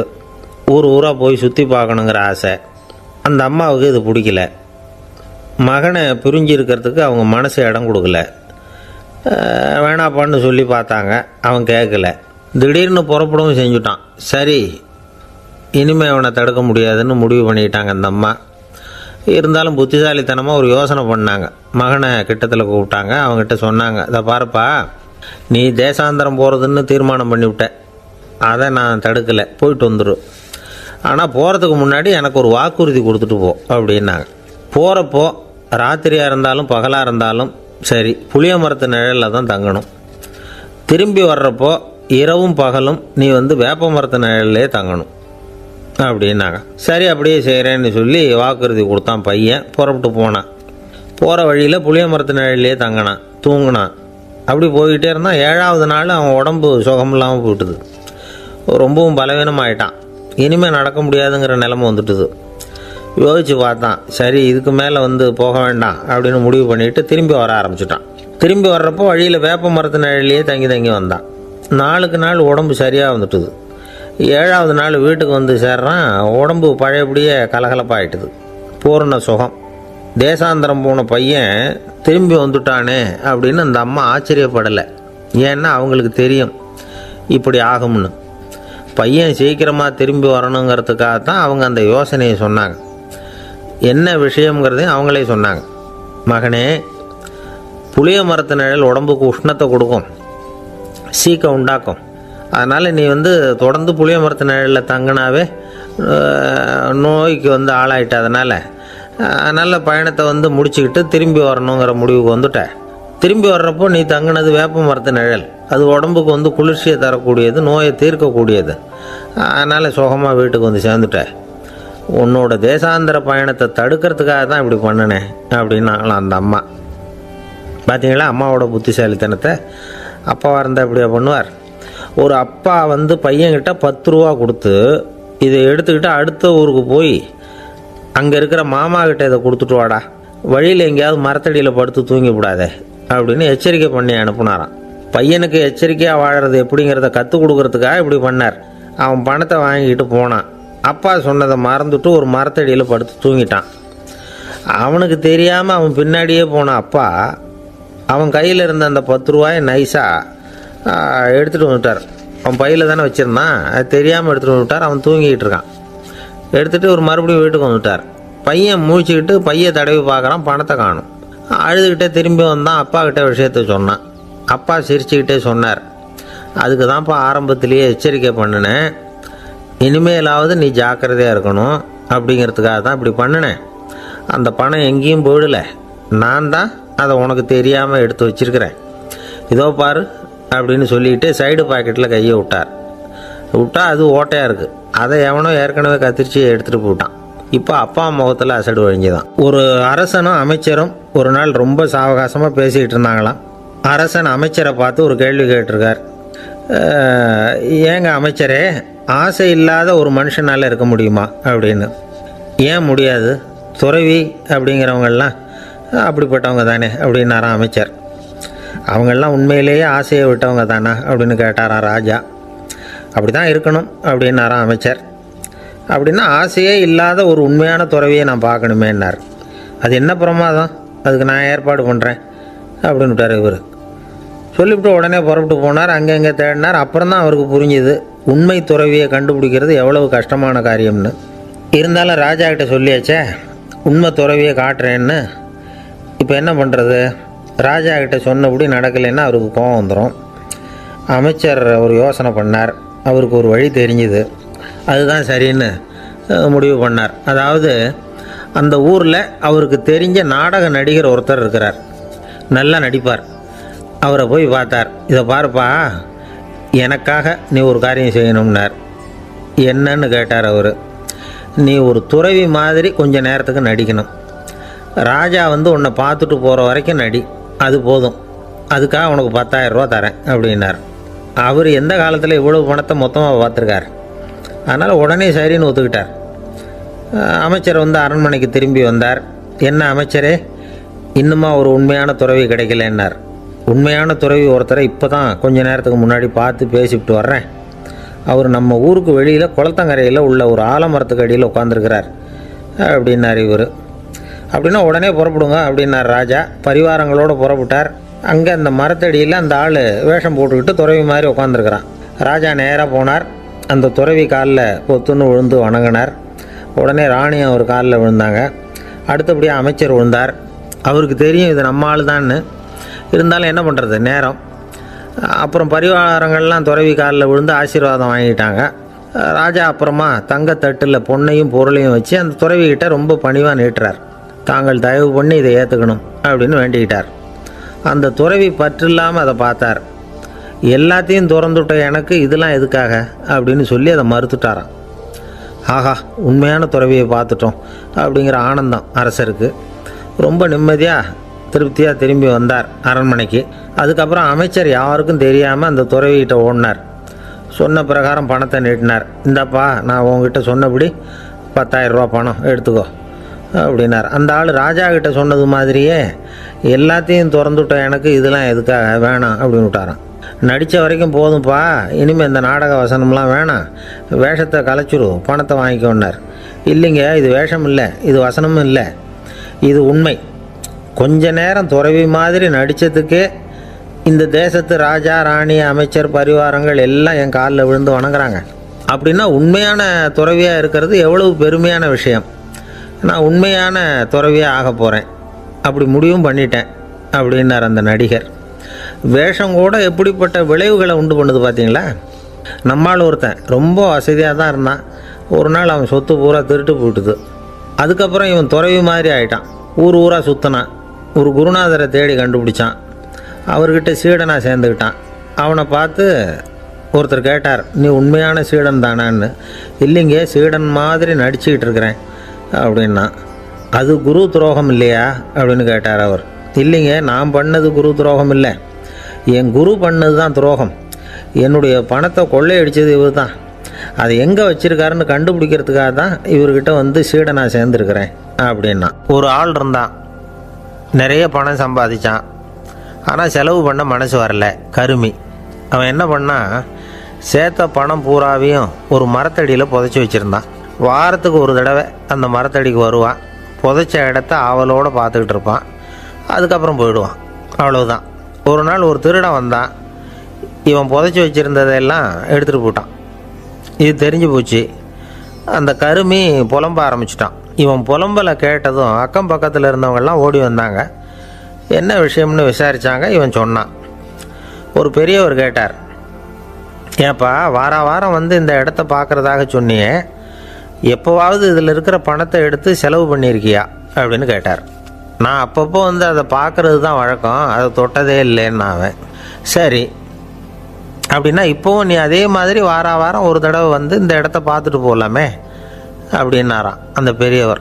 அதுவும் சரிதானே, எவ்வளவு காலமானாலும் அவன் அந்த பணத்தை எடுத்து செலவு பண்ண போகிறதில்ல. அப்படி இருக்கிறப்ப உள்ளே பணம் இருந்தாலும் ஒன்று தான், இல்லாமல் போனாலும் ஒன்று தான். இதிலேருந்து என்ன புரியுதுன்னா, ஒருத்தர்கிட்ட இருக்கிற பணத்தை கொண்டு அவர் பணக்காரரா ஏழையா அப்படின்னு முடிவு செய்கிறது சரியில்லை. அந்த செல்வத்தை அனுபவிக்கிற திறன், பயன்படுத்துகிற திறன், அதை வச்சு தான் அவர் ஏழையா பணக்காரரா அப்படிங்கிறத நிர்ணயம் பண்ணணும். அதுதான் சரி. செலவு பண்ண தெரியாதவன் சேகரம் பண்ணிகிட்டே இருக்கிறதுனால என்ன பிரயோஜனம்?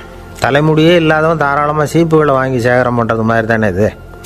சில சமயம் செலவு பண்ண நாம் தயாராக இருந்தால் கூட அந்த செல்வம் நமக்கு பயன்படுறதில்ல. அரேபியாவில் ஒரு நகை வியாபாரி விலை உயர்ந்த முத்துக்களை எல்லாம் அவர் வச்சு வியாபாரம் பண்ணிகிட்டு இருந்தார். அவர் ஒரு சமயம் ஒரு பாலைவனம் வழியாக போயிட்டு இருக்கிறார் ஒட்டகத்தில். அப்போது திடீர்னு கடுமையான புயல் வீச ஆரம்பிச்சுட்டுது.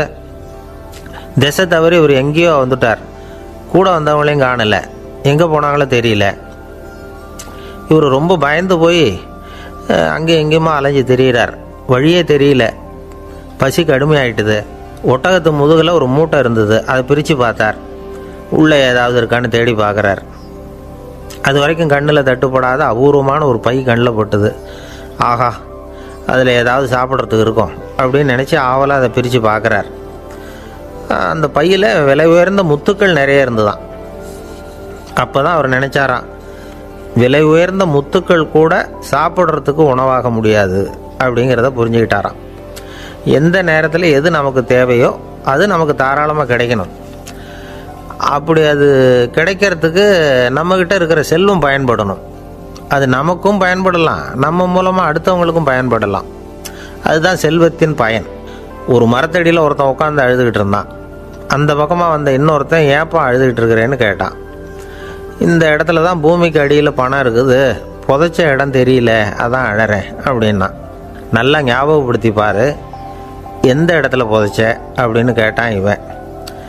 அது எப்படி எனக்கு தெரியும், புதைச்சி வச்சிருக்கிறவன் நான் இல்லையே, எங்கள் எதிர்த்த வீட்டுக்காரன் அப்படின்னானா இவன். அந்த ஆள் என்னை கண்ணாப்புண்ணான்னு திட்டிவிட்டான் சார், அதை நினச்சா எனக்கு ரொம்ப வருத்தமாக இருக்குது அப்படின்னு சொல்லி கவலைப்பட்டார் ஒருத்தர். இதில் கவலைப்படுறதுக்கு என்ன இருக்குது அப்படின்னார் ஒரு பெரியவர்.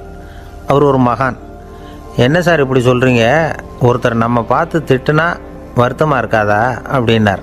அது எப்படி வருத்தமாக இருக்கும், திட்டுறதுங்கிறது என்ன, அது வெறும் சத்தம் தானே அப்படின்னார் அந்த பெரியவர். நம்ம ஆளுக்கு தலையை பிச்சுக்கலாம் போல் இருந்தது. இருக்காத அப்படின்னா நமக்கே அப்படி தானே தோணுது. அந்த பெரியவர் சொல்கிறது ரொம்ப பெரிய விஷயம். அதை நாம் புரிஞ்சிக்க முயற்சி பண்ணலாம்னா நடைமுறை வாழ்க்கைக்கு அது ஒத்து வர்றது மாதிரி தெரிய மாட்டேங்குது. இருந்தாலும் அந்த பெரியவர் அதுக்கு என்ன தான் விளக்கம் கொடுக்குறாருன்னு பார்ப்போமே. ஒரு ரயில் போயிட்டுருக்கு, அதில் ஒரு சாது போயிட்டுருக்கார். அந்த ரயில் அவர் ஹரித்வாரம் போயிட்டுருக்கார். அவர் ரயிலில் ஏகப்பட்ட கூட்டம். நம்ம ஊர் ரயில் கேட்கவா வேணும்? டிக்கெட் வாங்கிட்டு கொஞ்சம் பேர், வாங்காத கொஞ்சம் பேர். அது என்னத்துக்கு அனாவசியமாக டிக்கெட் அப்படிங்கிற நினப்பில் பாதி பேர். இந்த கூட்டத்துக்கு மத்தியில் அந்த சாதுவும் போயிட்டுருக்கிறார். உட்கார்றதுக்காக இருந்த இடத்துல ஒரு ஆள் படுத்துருக்கிறான். கொஞ்சம் முரட்டு ஆசாமி. அவன் கால் பக்கத்தில் கொஞ்சோண்டு இடம் பாக்கி இருந்தது. அந்த இடத்துல இந்த சாது உட்காந்துருந்தார். மெதுவாக உட்காந்துக்கிட்டார் போய். ஆனால் அந்த ஆள் ராத்திரி பூரா இவரை காலால் உதச்சிக்கிட்டே இருக்கிறான். அது இவருக்கு ரொம்ப அவமானமாக பட்டுது. அதனால் துக்கம் ஏற்பட்டுது. இருந்தாலும் அதை ஒரு மாதிரியாக சகிச்சுக்கிட்டே இவர் வந்து சேர்ந்தார். பொழுது விடிஞ்சுது. அந்த சாது ஹரித்வார் வந்து சேர்ந்தார். அங்கே ஒரு பெரிய ஞானியை சந்தித்தார். ராத்திரி ரயிலில் அந்த ஆள் உதைச்சதையும் அதனால் தனக்கு ஏற்பட்ட துக்கத்தையும் இந்த சாது அந்த ஞானிகிட்ட சொன்னார். சொல்லிவிட்டு, ஏன் சுவாமி, எனக்கு துக்கம் ஏற்பட்டதே அது தப்பா அப்படின்னு கேட்டார். தவறு தான்னார் அந்த ஞானி. உனக்கு இன்னமும் தேக அபிமானம் போகலைங்கிறது தான் அது காட்டுது. அஷ்டாவக்கிரர் என்ன சொல்கிறார் தெரியுமா? உண்மையான ஞானி யாராவது தன்னை வந்தனை செய்தால் அதற்காக சந்தோஷப்பட மாட்டார், யாராவது நிந்தனை செய்தால் அதற்காக வருத்தப்பட மாட்டார் அப்படின்னு சொல்கிறார். நிந்தனைங்கிறது ஒரு ஒலி தான். தேகாபிமானம் இருக்கிற வரைக்கும் இந்த ஒலி நம்மளை வேதனைப்படுத்தும். நான் தேகம் இல்லை, ஆத்மா அப்படிங்கிற நினைவு இருந்தால் இந்த ஒலி நம்மளை பாதிக்காது. மனு என்ன சொல்கிறார் தெரியுமா? ஒரு சாதகன் பாராட்டுதலை விஷம்னு நினச்சி பயப்படணும், அவமானத்தை அமிர்தம்னு நினச்சி சந்தோஷப்படணுங்கிறார். அவமானப்பட்டால் கவலைப்படாமல் எப்படி இருக்க முடியும் அப்படின்னு தான் நமக்கு தோணும். அதனால தான் நம்மளில் யாரும் இதுக்கு உதாரணமாக யாரையும் காட்ட முடியல. புத்தரையும் கபீரையும் உதாரணமாக காட்டுறாங்க. அவங்களுக்கெல்லாம் அவமானம் ஏற்பட்டப்போ கவலையே படலையாம். புத்தரை அவமானப்படுத்தணுங்கிறதுக்காக கௌசாம்பி ராணி ஒரு இளம் பெண்ணை கொலை பண்ணி சடலத்தை புத்தர் குடிசைக்கு முன்னாடி போட சொன்னார். போட்டாங்க. புத்தர் தான் அந்த பொண்ணை கெடுத்து கொலை பண்ணிவிட்டார்னு எல்லாரும் நினச்சாங்க. ஆனால் புத்தர் இதை பற்றி கவலையே படலை. அப்புறமா உண்மை தெரிஞ்சதும் புத்தர் புகழ் இன்னும் அதிகமாயிட்டுது. ஒரு பெரிய சபையில் ஒரு மோசமான பொண்ணு நுழைஞ்சி தனக்கும் கபீருக்கும் சம்பந்தம் உண்டுன்னு சொன்னான். கபீர் கவலைப்படலை. அவங்க மாதிரியெல்லாம் நாமளும் இருக்க கற்றுக்கணும். நிந்தனை, அபகீர்த்தி, அவமானம் எல்லாம் ஆண்டவன் கொடுக்குற பிரசாதம்னு நினைக்கணும் அப்படின்னு சொல்கிறார் அந்த ஞானி. இதை கேட்ட இந்த காலத்து ஆசாமி ஒருத்தர், நான் கூட அப்படி தான் சார், யாராவது அவமானப்படுத்தினா கவலைப்பட மாட்டேன். நேற்று கூட ஒருத்தர் என்ன பலார்னு அரைஞ்சுட்டார், நான் கொஞ்சம் கூட கவலைப்படலை, பேசாமல் வந்துட்டேன்னார். ஏன் அப்படி வந்துட்டீங்க அப்படின்னு. அவர் அரைஞ்சதுலேயும் ஒரு அர்த்தம் இருந்தது, அதனால தான் அப்படி வந்துட்டேன்னார். ஏன் அரைஞ்சாருன்னு கேட்டேன். 10 வருஷத்துக்கு முன்னாடி 15 ரூபா அவர்கிட்ட கடன் வாங்கினேன், அதை கேட்டு கேட்டு பார்த்துட்டு கடைசியாக தான் அரைஞ்சார் அப்படின்னார். ஆண்டவனுடைய பிரசாதம் இவருக்கு அடிக்கடி கிடைக்கும் போல இருக்கு. ஒரு பல்கலைக்கழகம், அங்கே ஒரு இலக்கிய பேராசிரியர், அவர் பாடம் நடத்திக்கிட்டு இருந்தார். ராபர்ட் ப்ரௌனிங் எழுதிய கவிதைகளை பற்றி சொல்லிகிட்டு இருக்கிறார். மாணவர்களும் ரொம்ப அக்கறையாக அதை கேட்டுக்கிட்டு இருக்கிறாங்க. ஒரு குறிப்பிட்ட கவிதையை பற்றி சொல்லும் பொழுது அந்த பேராசிரியருக்கே ஒரு சந்தேகம்.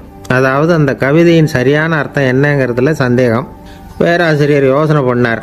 அந்த கவிதையை முழுசாக புரிஞ்சிக்க முடியல. அதனால் மாணவர்களை பார்த்து சொன்னார், மாணவர்களே, ஒரு நாள் பொறுத்துங்க, இந்த கவிதையை எழுதின கவிஞர் எங்கள் வீட்டுக்கு பக்கத்தில் தான் இருக்கிறார். இன்றைக்கி சாயந்தரம் நான் அவரை நேரிலேயே போய் பார்க்குறேன், பார்த்து இதுக்கு என்னங்க அர்த்தம்னு கேட்டுக்கிட்டு வந்துவிடுறேன், அதுக்கப்புறம் உங்ககிட்ட சொல்கிறேன் அப்படின்னாராம். அன்றைக்கி சாயந்தரமே அந்த பேராசிரியர் கவிஞரை தேடிக்கிட்டு போயிட்டார். கவிஞர் அவங்க வீட்டில் அவர் பாட்டு உட்காந்துருந்தாராம். இவர் போய் அவர் முன்னாடி உட்காந்தார். அப்புறம் கேட்டார், ஐயா, அந்த கவிதையின் முழு பொருள் என்னன்னு தெரிஞ்சுட்டு போகிறதுக்காக வந்திருக்கிறேன் அப்படின்னாராம். எந்த கவிதை அப்படின்னாராம் அவர். இவர் அந்த கவிதையை சொல்லியிருக்கார்.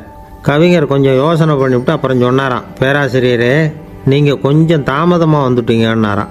இவருக்கு ஒன்றும் புரியல. நீங்கள் என்ன சொல்கிறீங்க? நான் தாமதமாக வந்துட்டேன்னா? நீங்கள் தான் உயிரோடு இருக்கிறீங்களே, அப்படி இருக்கும்பொழுது நான் தாமதமாக வந்துவிட்டேன்னா அது எப்படி அப்படின்னு இவர் குழம்பி இருக்கிறார். இப்போ கவிஞர் சொன்னாராம், ஐயா, நான் உயிரோடு இருக்கிறேன்னா இல்லையாங்கிறது முக்கியம் இல்லை. நான் அந்த கவிதை வரிகளை எழுதினப்போ 2 பேருக்கு அதோட அர்த்தம் தெரிஞ்சிருந்தது. இப்போ ஒரே ஒருத்தருக்கு தான் அதோட அர்த்தம் தெரியும் அப்படின்னாராம். பேராசிரியர் யோசனை பண்ணியிருக்கார். அப்படின்னா அந்த ஒருத்தர் கவிஞர் ராபர்ட் ப்ரௌனிங்கை தவிர வேறு யாராக இருக்க முடியும்? இவர் தான் அப்படிங்கிறத அவர் மனசில் நினச்சிக்கிட்டார். அதனால் சொன்னார், ஐயா நான் தாமதமாக வரல, அந்த கவிதையின் பொருள் என்ன அது சொல்லுங்கன்னார். பேராசிரியரே, நான் சொல்கிறது உங்களுக்கு புரியலைன்னு நினைக்கிறேன். நான் இந்த வரிகளை எழுதினப்போ 2 பேருக்கு அதோட அர்த்தம் தெரிஞ்சிருந்தது. அந்த 2 பேர் யாருன்னா, ஒருத்தர் ராபர்ட் ப்ரௌனிங், அதாவது நான், இன்னொருத்தர் கடவுள். இப்போ அது கடவுளுக்கு மட்டும்தான் தெரியும். நானே இதை பற்றி பல தடவை யோசனை பண்ணி பார்த்தேன். இது ரொம்ப அழகானது, ஆனாலும் ரொம்ப வழுக்கலானது.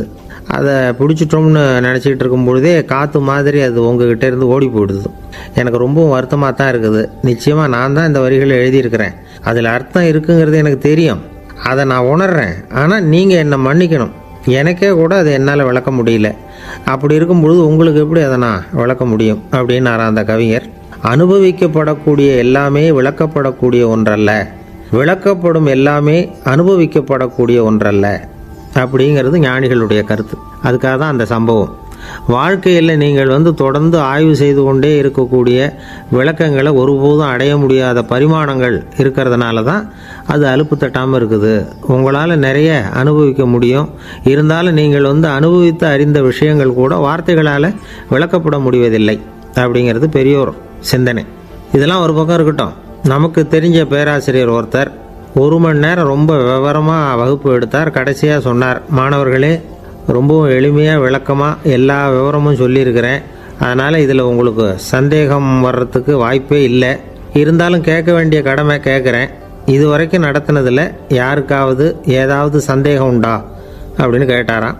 எனக்கு ஒரே ஒரு சந்தேகம்தான் சார் அப்படின்னு எழுந்திரிச்சு நிற்கிறான் ஒருத்தன். என்னன்னு கேட்டாராம். இது வரைக்கும் நீங்கள் என்ன பாடம் சார் நடத்துனீங்க அப்படின்னானா அவன். அம்மாக்காரங்களுக்கு அடிக்கடி ஏற்படுற கவலை ஒன்று உண்டு. அதாவது குழந்தை சரியாக சாப்பிட மாட்டேங்குதே அப்படிங்கிற கவலை. இவங்கெல்லாம் ஒரு விஷயத்தை நல்லா புரிஞ்சுக்கணும். குழந்தைகள்ங்கிறவங்க பெரியவங்க மாதிரி இல்லை. அவங்க கடிகாரத்தில் மணியை பார்த்துட்டு சாப்பிட்றதுக்கு உட்கார்ற ரகம் கிடையாது. பசிச்சா சாப்பிடுவாங்க, இல்லைன்னா விளையாடுவாங்க அல்லது தூங்குவாங்க. அது புரியாமல் அவங்கள கட்டாயப்படுத்தி அல்லது மிரட்டி சாப்பிட வைக்கிறது ரொம்ப தப்பு. ஒரு 8 மாத குழந்தைக்கு 3 மணி நேரத்துக்கு ஒரு தடவை பசிக்கும். அந்த நேரம் பார்த்து சாப்பாடு கொடுத்தா அடம் பண்ணாமல் அது பாட்டுக்கு சாப்பிட்றோம். அதே குழந்தைக்கு 1 வயசு ஆகிறப்போ 4 மணி நேரத்துக்கு ஒரு தடவை பசிக்கும்.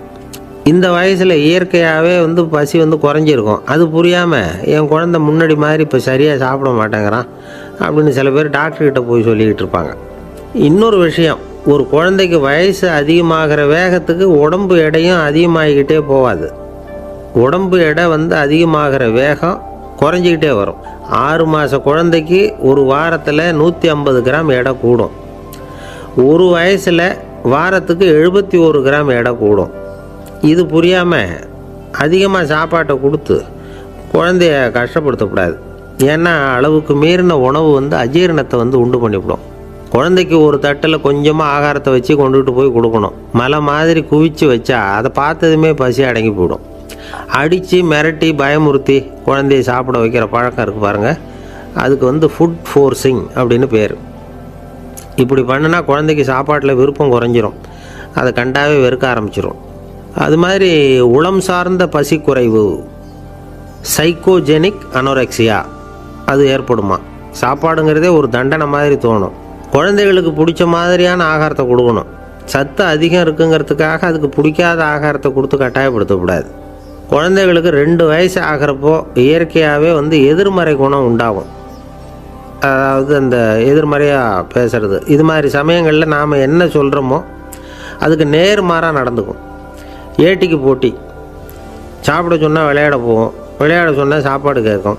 இதை புரிஞ்சுக்கிட்டு நடந்துக்கணும். குழந்தை சொன்ன பேச்சை கேட்கலேன்னு கோவப்படக்கூடாது. குழந்தை வளர வளர பிடிவாத குணம் வர்றது சகஜம். கேட்டதை வாங்கி கொடுத்தா தான் சாப்பிடுவேன் அப்படின்னு பிடிவாதம் பண்ணும். வாங்கி கொடுத்து விடுறது தான் உத்தமம். நீங்களும் அதுக்கிட்ட பிடிவாதம் பண்ணிகிட்டு இருக்கக்கூடாது. ஏன்னா கேட்டது கிடைக்கலையேங்கிற ஏமாற்றம் கூட குழந்தையோட பசியை குறைச்சிரும். கேட்டது கிடைச்சிட்டா பசி அதிகமாகும். கொடுத்ததை மலமலன்னு சாப்பிட்றோம். குழந்தைகளுக்கு கண்ட நேரத்தில் சாப்பிட்றதுக்கு எதையாவது வாங்கி கொடுத்துக்கிட்டு இருந்தால் சாப்பாட்டு நேரத்தில் சாப்பிடாமல் அடம் பண்ண ஆரம்பிச்சிடும். பள்ளிக்கூடம் போகிற பிள்ளைங்க காலை உணவை சரியாக சாப்பிட மாட்டாங்க. அச்சம், அவசரம், பரபரப்பு இதெல்லாம் தான் காரணம். பள்ளிக்கு புறப்படுறதுக்கு ஒரு 3/4 மணி நேரத்துக்கு முன்னாடியே சாப்பாடு போட்டுருங்க, அது சரியாக போடும். படிக்கிற குழந்தைகள் உடல் சோர்வு, மனச்சோர்வு இது காரணமாக கூட சாப்பிட மறுக்கிறது உண்டு. இப்போ உதாரணமாக சாயந்தரம் விளையாடி விட்டு வீட்டுக்கு வந்ததும் சாப்பிட சொன்னால் வேணாம்பாங்க. இது உடல் சோர்வு. ரொம்ப நேரம் வீட்டு பாடங்களை செஞ்சு முடித்த கையோடு சாப்பிட சொன்னாலும் அவங்களால சரியாக சாப்பிட முடியாது. இது உளச்சோர்வு, அதாவது மனச்சோர்வு. இதை தவிர குழந்தைகளுக்கு உடல்நல குறைவு ஏற்பட்டால் கூட சாப்பிட மறுக்கிறது உண்டு. சில மருந்து மாத்திரைகள் கூட பசியை குறைச்சிரும். அதனால் சரியாக தெரிஞ்சுக்கிட்டு குழந்தைகளை சாப்பிட வைக்கணும்.